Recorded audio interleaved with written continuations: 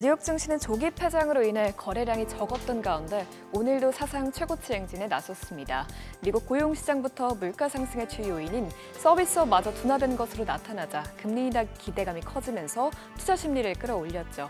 이에 다우지수만 약보합권에서 마감했고요. S&P 500 지수와 나스닥 지수는 각각 0.51%, 0.88% 뛰었습니다. 경기 둔화 지표 발표에 국채금리가 큰 폭으로 하락하자 빅테크 기업은 대체로 상승했습니다. 한동안 주춤하던 엔비디아는 4% 넘게 오르면서 전고점을 거의 회복했고요. 마이크로소프트와 애플도 각각 0.32%, 0.58% 올랐습니다. 다만 아마존은 아마존 CEO가 또다시 주식을 7조 원어치 매각하자 주가 정점론이 불거지면서 1.21% 하락했습니다. 시총 6위부터도 보면 브로드컴이 4% 넘게 뛰었고요. 최근 테슬라 상승세에 불이 붙었죠. 오늘도 테슬라는 6% 넘게 올라 7거래일 연속 상승에 성공했는데요. 이 기간 테슬라는 총 30%가량 오르면서 주가는 올해 초 수준을 완전히 회복했습니다.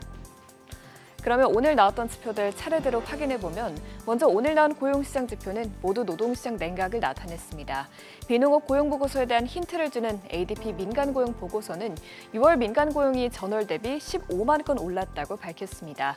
이는 직전치와 예상치를 밑돌 뿐만 아니라 지난 1월 이후 4개월 만에 가장 작은 규모입니다.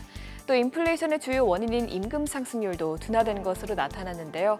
동일 직장 근로자 임금은 전년 대비 4.9% 상승해 2021년 8월 이후 가장 낮은 수준을 기록했고요. 이직 근로자의 임금 상승률도 7.7%로 둔화된 것으로 나타났습니다. 이어서 오늘 평소보다 하루 일찍 신규 실업수당 청구 건수가 나왔는데 지난주 신규 실업수당 청구 건수는 23만 8천 건으로 나오면서 예상치를 상회했고요. 직전주 대비 4천 건 증가한 것으로 나왔습니다. 일각에서는 그동안 계절적인 요인으로 실업보험 청구 건수가 늘어나는 것 아니냐고 지적했지만 오늘 나온 지표를 보고 전문가들은 6월 말까지 실업보험 청구 건수가 높게 유지되는 것을 봤을 때 노동시장이 냉각되고 있다고 평가했습니다. 아울러 화랑을 이어가던 미국의 서비스업도 이제는 위축 국면으로 돌아섰습니다. 6월 서비스업 PMI는 48.8을 기록해 전월치를 크게 하회했고요. 신규 주문지수도 2022년 12월 이후 처음으로 위축세를 보였습니다. 또 서비스업 고용지수도 위축 국면에 들어가면서 고용시장이 냉각되고 있다는 것을 한 차례 더 확인할 수 있었습니다. 한편 장 마감 후 FOMC 의사록이 공개됐는데요. 예상했던 것처럼 연준 당국자들은 금리 인하를 위해선 인플레이션이 2%로 둔화한다는 더 큰 확신이 필요하다고 언급했습니다. 다만 대다수 의원들은 경제 성장이 점진적으로 냉각되고 있고 또 현재 정책 수준이 제약적이라고 판단했고요.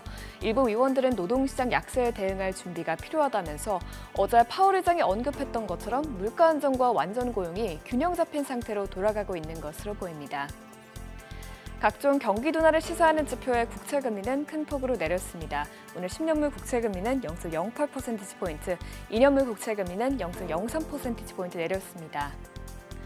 국제유가는 미국의 원유 재고가 급감하자 상승세로 돌아섰습니다. WTI와 브렌트유는 각각 배럴당 83달러, 87달러에 마감됐습니다. 이외에도 더 많은 주식 정보 궁금하신 분들은 카카오톡 채널에서 크존을 추가하거나 재테크존 앱을 다운로드 받으시면 다양한 투자 정보 확인할 수 있으니 많은 참여 바랍니다.